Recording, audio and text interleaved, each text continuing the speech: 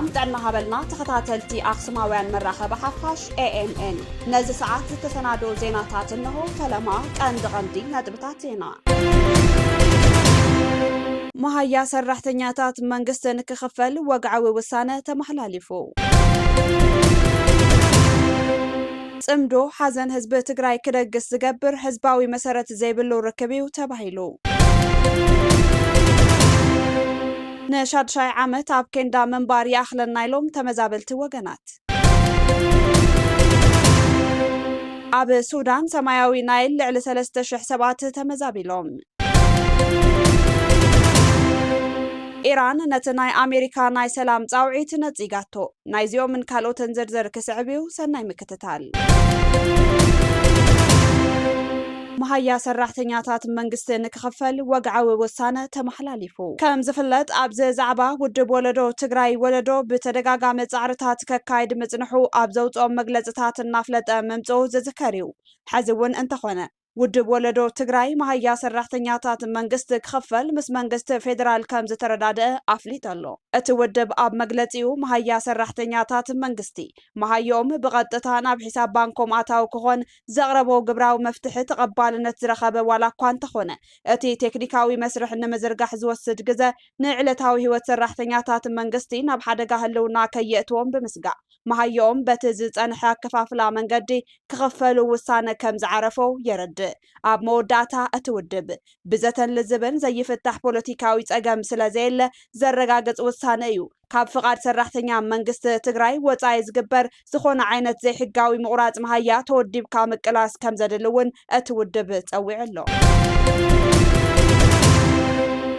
ጽምዶ ሓዘን ህዝቢ ትግራይ ክደግስ ዝገብር ህዝባዊ መሰረት ዘይብሉ ርክብዩ ተባሂሉ ርክባት ጽምዶ ጸገም ማሕበረሰብ ትግራይ ኣይፈትሕን ንፖለቲካዊ ሃልኪ ዝውዕል ዘሎ ናይ ምድንጋር ፕሮፓጋንዳ ኢሎም ንኣኽሱማውያን መራኸቢ ሓፋሽ ርእይቶ ዝሃቡ ነበርቲ ከተማ መቐለ ጽምዶ ናይ አንቃሕቲ ማሕበረሰብ ኢና ዝብሎ ኣክቲቪስትን ብምውላ ህወሓትን ሻዕብያን ዝንቀሳቐሱ ውልቀ ሰባትን ዝውዝዕዎ ህዝቢ ትግራይ ንምድንጋር ዓሊሙ ዳግማይ መንእሰይ ኣብ ናይ ኩናት ስርዒት ንምዕሳል ዝተኣለመ ካይዳ ብምዃኑ ሓበራዊ ጸገም ህዝቢ ዘይፈትሕ ንኸስቢ ፕሮፓጋንዳ ዝውዕል ዘሎ ኣጀንዳ እዩ ዝበሉ ኮይኖም ኣብ ትግራይ ዳግም ዕፅዋን ከባን ኣይህሉን ዝብል ሓሶት ዘለዎ እትርከብ መሰረታዊ ሸቐጣት ካብ ኣንፈት ኤርትራ ኮነ ካብ ኣምሓራ ጸገም ህዝቢ ትግራይ ዝፈትሕ ቀረባት ሲትረፍ እተን በቲ ንቡር መንገዲ መስመር ዓፋር ዝመጻና ዝነበረ ሸቐጣ ሸቐጥን ነዳድን ሙሉእ ንሙሉእ ጠጠው ክብል ጸገማትና ክጋደዱን ይገብር ኣሎ ነዚ እውን ብንእሱ ጽምዶ ንህዝቢ ትግራይ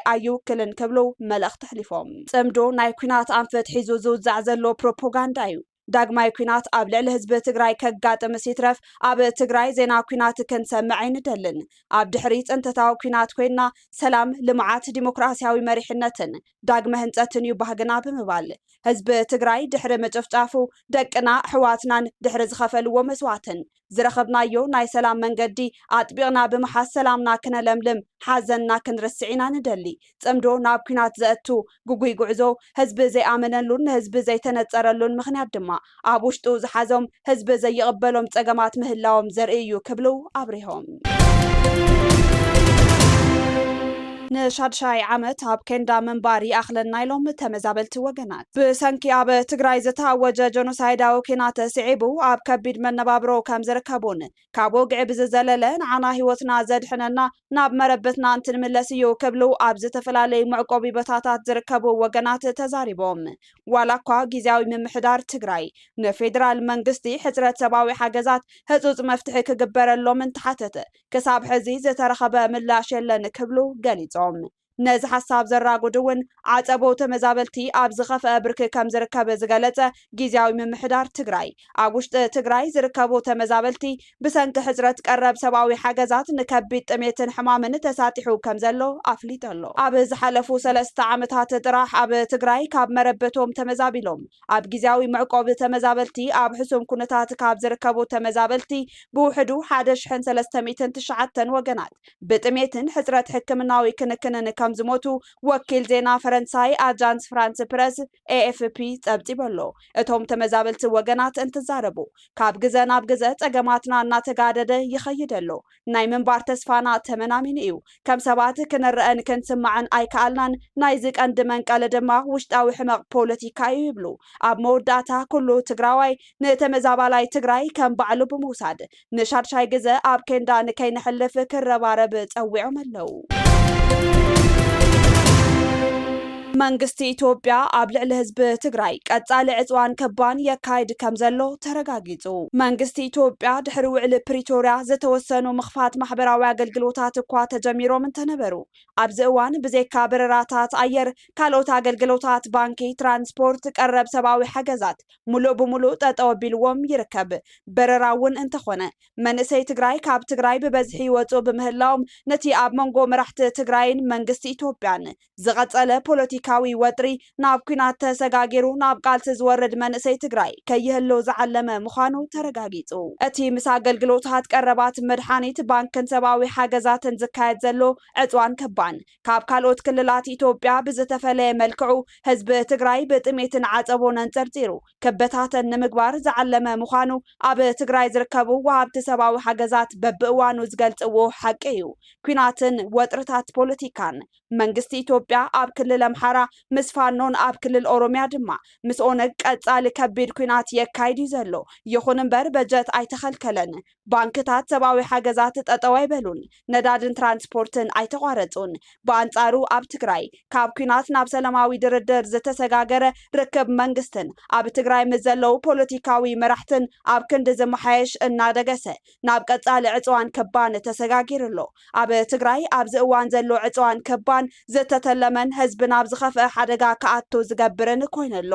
ኣብዚ ዓመት ኣብ ትግራይ ንውሳነ ቤት ምክሪ ፌደሬሽን ኣብ ግዝኣት መሬትን ምዕጻው በጀትን ተኸቲሉ ዝተኻየደ ሰልፊ ተቃውሞ ውዕሊ ፕሪቶሪያ ይከበር በጀት ይለቐቕ ኣብ ባንክታት መንግስቲ ኣሚንና ዝቐመጥናዮ ገንዘብና ይወሃበና ዝብሉ ድምፅታት እኳ እንተተሰምዑ ዛጊድ ብጸማም እዝኒ ቀጺሉ እዚ ድማ ትልሙን ኣካል ጽንተታዊ ኩናትን ተገይሩ ህዝቢ ብዕጽዋን ከባን ክሃልቕ ናይ ምግባር ተልእኾ ምዃኑ ቁልጭ ኣቢሉ ዘርኢ ተግባር ይገብሮ ኣብ ሱዳን ሰማያዊ ናይል ልዕሊ 3000 ሰባት ተመዛቢሎም ኣብ ደቡባዊ ምብራቕ ሱዳን ኣብ ዝርከብ ግዛት ሰማያዊ ናይል ኣስታት 3000 ሰባት ብመጥቃዕቲ RSF ተመዛቢሎምን ሆስፒታላት ዓንዮምን ኢሉ መርበብ ሓኻይም ሱዳን ዶክተራት ኔትወርክ ዝተባሃለ ጉጅለ ሕክምና 16 መጋቢት 2018 ዓ.ም ከም ዝሓበሮ ሰራዊት ህጹጽ ደገፍ ወሃቢ ሱዳን ምስ ሰራዊት ምክልኻል ሱዳን ከቢድ ግጭት ድሕሪ ምክያድ ናብ ከተማ አልኩርሙክ ብምእታው ትካላት ጥዕና ከም ዝዘመቱን ቀንዲ ሆስፒታል እታ ከተማ ከም ዘዕነውን ብምሕባር ልዕሊ 300 ሰላማውያን ኣመዛቢሎም ዝበለ ጉጅለ ሓኻይም ሃገረ ሱዳን መንግስታዊ ማዕከን ዜና ሱዳን ሱና እቶም ተመዛበልቲ ኣብ ቀረባ ናብ መረበቶም ክምለሱ ከም ዝኽእሉ ዘተስፈውካ እንተኾነ ዛጊድ ዝተወሰደ ስጉምቲ ከም ዘየለ ተሓቢሩ ኩናት ሕድሕድ ሱዳን ልዕሊ 3 ዓመት ዘቑፀረ ኮይኑ ኢዳታውነት ሃገራት ነቲ ኩናት ዘጓህራ ከም ዘለዋ ዝፍለጥ ኮይኑ ኢትዮጵያ ብቐንዱ ንተቃወምቲ ሰራዊት ሱዳን ብምድጋፍ ኣብ ውሽጢ ኢትዮጵያ ክልል ቤንሻንጉል መዋፈሪ ሰራዊት RSF ሂባ ብምባል ምስ ሱዳን ናብ ምትፍናን እትይዋ ይርከብ ኣብ ሱዳን ብርክት ዝበሉ ዜጋታት እቲ ሃገር ንሞት ምምዝባልን ጠለብ ሰብኣዊ ሓገዛትን ዝተቃልዑ ኮይኖም መራሕቲ ሃገራት ዓለም እቲ ኩናት ናብ ሰላማዊ መንገዲ ከኣቱ ድምጾም እናስምዑ ይርከቡ ኣብ ዝቕጽል ዘሎ ኩናት ሕድሕድ ሱዳን 16 መጋቢት 2018 ዓ.ም ኣብ ሆስፒታል ብዝተፈነወ መጥቃዕቲ ሰብ ኣልቦ ነፈርቲ ብውሕዱ 60 ሰባት ምሟቶምን ነዚ ተኸቲሉ ዋና ጸሓፊ ውድብ ሕቡራት ሃገራት አንቶኒዮ ጉተሬዝ ኣብ ዳርፉር ሆስፒታል ኣብ ልዕሊ 60 ሰባት ብሰብ ኣልቦ ነፋሪት ዝተፈጸመ መጥቃዕቲ ብትሪ ኮኒኖም ኣብ ምብራቕ ዳርፉር ኣብ ዝርከብ ሆስፒታል ብሰብ ኣልቦ ነፋሪት ዝተፈጸመን ህይወት 60 ሰባት ዘጥፈአን መጥቃዕቲ ብዝኾነ ይኹን መዕቀኒ ተቐባልነት ከም ዘይብሉ እቶም ዋና ጸሓፊ ገሊጾም ኣብዚ ቀረባ እዋን ኣብ ልዕሊ ሆስፒታል ኤልዳይን ዝተፈጸመ መጥቃዕቲ ሰራዊት መንግስቲ ሱዳንን ሓይሊ ወሃቢ ቅልጡፍ ምላሽ RSFን እናተኻሰሱ ይርከቡ። እቶም ተዋጋእቲ ሓይልታት ነቲ ጎንፂ ካብ ዝጀምሩ ኣስታት 3 ዓመታት ኣቁፂሮም ኣለው። ይኹን እምበር ክሳብ ሕዚ ተጻብኦታት ደው ናይ ምባል ተስፋ የለን። ዋና ጸሓፊ አንቶኒዮ ጉተሬዝ እቶም ተዋጋእቲ ወገናት ተኽሲ ደው ናይ ምባል ስምምዕ ብምፍጻም ናብ ሰላም ከሰጋገሩ ጸዊዖም ክብል ዩሮኒውስ ጸብጺቡ። ኣብ መወዳእታ ኢራን ነቲ ናይ ኣሜሪካ ናይ ሰላም ጻውዒት ነጺጋቶ። ኢራን ነቲ ናይ ሰላም ጻውዒት ብምንጻግ 5 ናይ ባዕላ ቅድመ ኩነት ከም ዘቐመጠት ኣፍሊጣ። ፕሬዚደንት ኣሜሪካ ዶናልድ ትራምፕ ዘቕረብዎ በዓል 15 ነጥቢ ናይ ሰላም ስምምዕ ብምንጻግ ነቲ ውግእ ንምዕጋት ናይ ባዕላ 5 ቅድመ ኩነት ኢራን ኣቐሚጣ። እቶም ዘቐመጠቶም ቅድመ ኩነታት ድማ ኣብ ልዕሊያ ዝፍጸሙ ዘለው መጥቃዕትታትን ቅትለታትን ሙሉእ ብምሉእ ደው ክብሉ፣ እቲ ውግእ እንደገና ከም ዘይፍጸም ሙሉእ ውሕስነት ክወሃባ፣ በቲ ውግእ ንዝበጽሐ ዕንወትን ንዳግመ ህንጸትን ዝኸውን ናይ ካሕሳ ክፍሊት ክኽፈል፣ ኣብቶም ኣብቲ ዞባ ዘለው ጉጅለታት ዝካየድ ዘሎ ሓዊሱ ኣብ ኩሎም ግንባራት ዝተኸፈተ ውግእ ከብቅዕ፣ ኢራን ሉዓላዊት ዋና መተሓላለፊ ባሕሪ ሆርሙዝ ምዃና ዓለም ለኻዊ ኣፍልጦ ክወሃብ ዝብሉ እዮም። ነቲ ውግእ ንምቁራጽ ካብ ኩሎም ወገናት ናይ ሰላም ውጥን ሓሳባት ኣብ ዝቐርበሉ ዘሎ እዋን ኢራን ኣብ ልዕሊ ትካላት ሓይሊ እስራኤል ናይ ሚሳኤል መጥቃዕቲ ከም ዘካየደትን ኣብ ሃገራት እቲ ዞባ እውን ተደጋጋሚ መጥቃዕቲ ትፍጽም ከም ዘላን ጸብጻባት የመላኽቱ። ብተመሳሳሊ ኢራን ኣብ ዝተፈጠረ ኩናት ኢደን ዘየተው ኣካላት ብወሽመጥ ሆርሙዝ ክሓልፉ ፈቒዳላ። ኢራን ንብረትነተን ምስ ኣሜሪካን እስራኤልን ናብ ኩናት ኣብ ዝኣተወትሉ እዋን ኢዶም ናይ ዘየተው ኣካላት ዝኾና መራኽብ ብወሽመጥ ሆርሙዝ ንክመሓላለፉ ከም እትፈቅድ ኣፍሊጣ። ኢራን ኩናት ዝኣወጀለይ ጽልኢ ዘጻሕተራ ሃገራትን መሓዙተንን ኢላ ካብ ዝፈለየተን ኣካላት ወጻኢ ዘለዋ መራኽብ ብወሽመጥ ሆርሙዝ ንክሓልፋ ምፍቃዳ ዕላዊ ጌራላ። እዚ ውሳነ ድማ ንቤት ምኽሪ ጸጥታ ሕቡራት መንግስታትን ዓለም ለኸ ትካል ትራንስፖርት ባሕርን ገሊጻ። እቲ ውሳነ ዝምልከት ሰነድ ብሚኒስተር ጉዳያት ወጻኢ ኢራን ኣቢሉ ንዋና ጸሓፊ ሕቡራት መንግስታት አንቶኒዮ ጉተሬዝን ን176 ኣባላት ዓለም ለኸ ትካል ትራንስፖርት ባሕርን ንኽበጽሕ ተገይሩ። ብወሽመጥ ሆርሙዝ ክሓልፋ ዝተፈቐደለን መራኽብ ሰብ መዚ ኢራን ከም ዘተኣናግዳ እውን ጸብጻብ ሮይተርስ ኣመልኪቱ። ካብ ኣኽሱማውያን መራኸቢ ሓፋሽ ናይዚ ሰዓት ዜናታት ክትከታተሉ ጸኒሕኩም። ንምክትታልኩም ነመስግን። ምስ ዝተረፉ መደባትና ሰናይ ጊዜ